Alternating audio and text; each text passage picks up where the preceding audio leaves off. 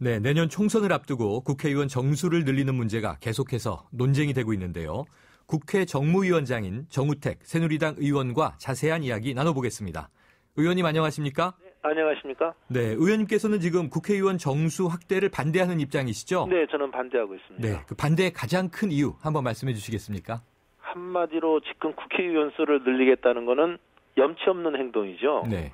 저는 일부 야당에서 이걸 개혁이라고 하겠다고 개혁위원회를 만들어서 여러 가지 좋은 안을 좀 내줄 것으로 기대를 했는데 네.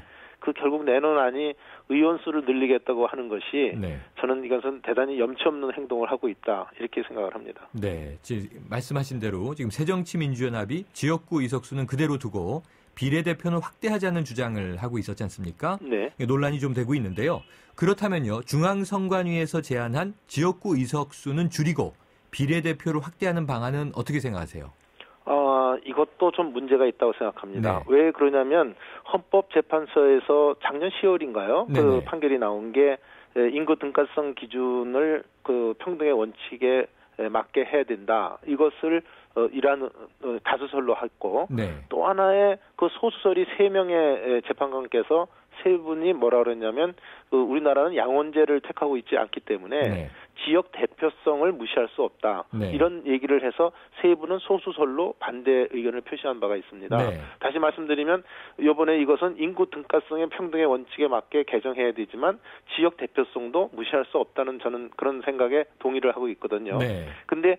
지역구 의원 수를 줄인다고 하는 것은 지역 대표성을 더 낮춘다 그럴까요? 네. 심하게 말하면 무시하는 결과를 가져온다는 점에서 저는 반대를 합니다. 특히 네. 우리 농촌 지역 같은 데는 이제 인구가 많이 줄어들었지만 그 농촌 지역은 그 지역 나름대로의 특성이 있거든요. 그런 지역 대표성을 무시할 수는 없다. 지역 수를 더 줄이게 되면 그런 지역 대표성을 더 낮추게 되기 때문에 이것은 문제가 있다 이렇게 생각합니다. 네, 의원님 그렇다면요. 조금 다른 방식인데 이 새정치민주연합의 이제 문재인 대표가 말하는 이 권역별 비례대표제 이런 것을 도입하면은 현행 소선거구제로 인한 이제 지역주의 구도라든가 혹은 양당의 독과점 구도를 좀 깰 수 있는 방안이라는 생각은 어떻게 보십니까? 네, 이런 타당한 얘기라고도 들립니다. 네. 다만 우리 그 시청자들 위해서 제가 그 권역별 비례대표제라고 하니까 좀 낯설은 네네네. 말이 아니겠습니까? 네. 그래서 이걸 그냥 제 나름대로 해석을 하면은 권역별 이 비례대표제라는 것은 전국을 그 인구 비례에 따라서 권역별로 나누고 네. 또 그것을 권역별로 의석수를 배분한 다음에 네. 권역별로 정당 득표율에 따라 의석을 나누는 이런 제도 아니겠습니까? 네, 그렇죠. 그래서 그 현행은 이제 다수당과 소수당이 되는 것이 지역구의 선거 승패에 따라서 결정되는 것이지만 네. 권역별 비례대표제를 실시하게 되면은 정당 투표에 따라서 결정될 가능성이 대단히 높아집니다. 그렇죠. 그래서 그 문재인 대표가 얘기한 것처럼 만약 이런 권역별 그 비례대표제를 하게 되면은 사표 방지라든지 또는 지역주의 완화에는 이런 좀 도움이 될 수도 있겠다 이렇게 생각을 합니다. 네. 왜냐하면 정당 득표에 비례해서 의석이 배분되니까 약세 정당도 의석을 차지할 수 있고 네. 또 새누리당에서도 호남에서 또는 새정치민주연합에서도 대구 경북에서 네. 비례대표를 낼 수 있다 이런 장점은 있습니다. 네. 다만 여기에 한 가지 문제점이라고 제가 지적을 하고 싶은 것은 여태까지 우리가 해왔던 것은 그 능력과 자질 중심이 아닌 이런 정당 중심의 공천의 폐해는 우리가 그 저지해 왔거든요. 네. 따라서 잘못 이것이 운영이 됐다가는 정당 공천의 폐해가 심화될 이런 개연성을 배제할 수 없다. 이것이 좀 보완이 잘 된다면 네.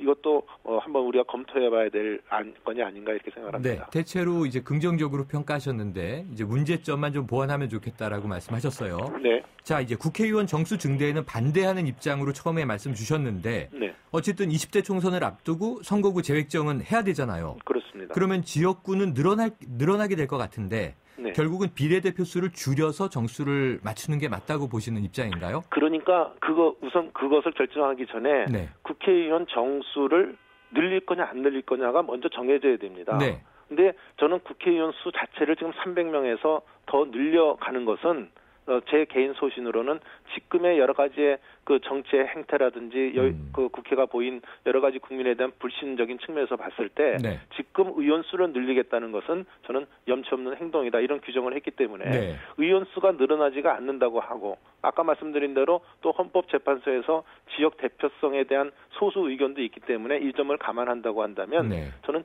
지역구 의원 수는 인구 비례에 따라서 늘어날 수밖에 없기 때문에 네. 저는 천상 비례가 줄어들 수밖에 없지 않을까 이렇게 봅니다. 네, 이렇게 정수를 제한한다면 할 수 없는 산법이 아니냐 이런 말씀이신데요. 네, 그렇습니다. 그런데 이제 이런 대목이 이제 또 비판에 직면해요. 지역구 의석수를 줄일 수는 없다. 혹은 늘어난다 그러면 300명이란 정수는 지켜진다 하더라도 결국은 지금 현역 의원들의 기득권 지키기 아니냐 이런 비판을 또 맞아야 되지 않습니까?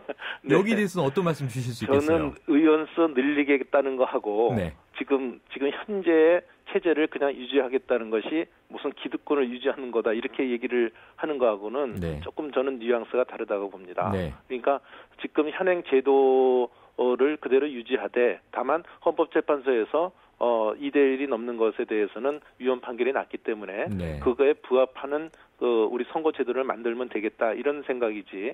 그것 이번에 헌법재판소 이거 나온 것을 계기로 해서 네. 의원수를 갖다가 대폭 늘리고 특히 그 비례대표를 지금보다 배 이상 늘리겠다 하는 제도로 가는 것은 네. 지금 국민들의 어떤 정서라든지 우리의 현실에서 오히려 국회가 지금은 오히려 혁신을 해야 될 텐데 이런 것을 갖고 의원 정수를 늘리겠다는 걸 갖고 국민들한테 혁신으로 내놓을 수 있겠다는 것이 과연 제대로 된 행동인지 저는 염치 없는 행동이다 네. 이렇게 생각합니다. 의원님 그런데요. 이 아까 농어촌 지역이 인구는 줄고 있지만 그 지역 특성이 있기 때문에 네. 의회의 그 입장이 또 반영될 필요도 있다는 말씀 주셨잖아요. 그렇습니다. 마찬가지 맥락에서 지금 비례대표제가 현재는 당대표의 권한 강화를 위해서 남용되고 있다는 비판도 있지만 원뜻을 보면은 청년이나 세대, 각종 직능별 민의를 국회에 대변시키기 위한 장치였지 않습니까? 네. 그런데 비례대표의 수를 이제 워낙 줄이다 보면 지역구 의석은 유지되지만 이러한 다양한 직능, 세대, 계층 이러한 부분에 민의가 반영되는 것은 또 취약해지지 않겠는가 하는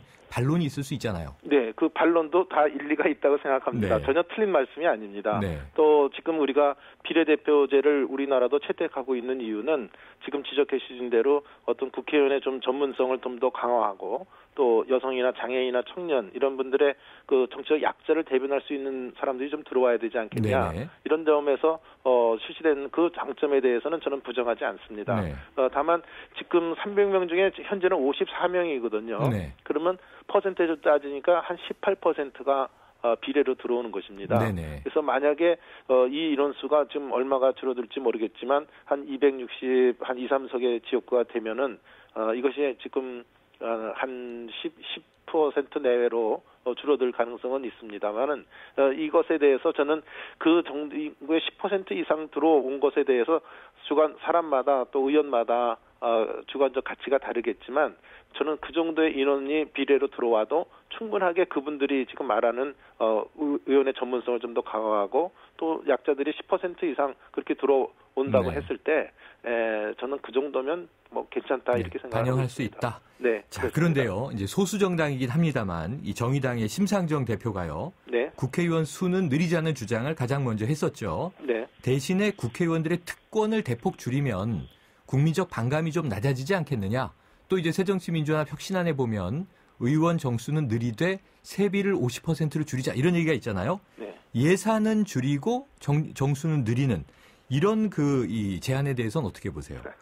저는 한마디로 다 꼼수라고 보고 있습니다. 꼼수다. 네, 네. 표현이 제가 좀 과격해서 죄송합니다만은 특권을 내리는 거하고 의원수 정수를 늘리겠다는 거하고 난 무슨 연관이 있는지 모르겠습니다. 네. 만약에 국회의원이 부당한 특권을 갖고 있다고 한다면 네. 그거는 당연히 없애야 될 사항이고 네. 조항이지 이것과 의원수와 연계시킨다는 것 자체를 저는 이해하지를 못하겠고요. 또 심상정 대표는 지금 300명을 360명으로 해서 네. 60명을 늘리자는 안을 내신 걸로 제가 알고 있습니다만은 저는 아까 말씀드린 대로 의원 수를 늘리겠다는 것은 타당치 않다. 저는 이렇게 개인 소신으로 그렇게 생각을 하고 있고요. 네. 또 세비를 줄여서 의원 수를 늘리자 이런 얘기를 하고 있는데 네네. 예, 이것은 지금 의원들이 그렇게 되면 의원 세비 받는 것도 그렇지만 의원들이 이제 뭐 사무실 운영이라든지 또는 그 보좌관 뭐 활용이라든지 네. 비서진 활용 이 문제들은 오히려 더 늘어날 것으로 보입니다. 네. 그러니까 만약에 저 세비를 뭐 얼마를 깎으려는지 내가 모르겠습니다만은 그 사람들 주장대로 만약 반을 깎는다면 그 반의 비용 갖고 과연 그 보좌진들을 그만큼 네. 할 수는 없을 것으로 보기 때문에 저는 이 세비 자체를 우선 반으로 줄이겠다는 생각 자체가 저는 이렇게 생각합니다. 국민들한테 정말 이런 안을 내놓기가 죄송하니까 그것에 대해서 우리 세비를 한번 깎아보겠습니다 하는 저는 꼼수로 빼기는 안 보입니다. 네, 의원님 알겠습니다. 오늘 네. 말씀 감사합니다. 네, 감사합니다. 지금까지 국회 정무위원장인 정우택 새누리당 의원이었습니다.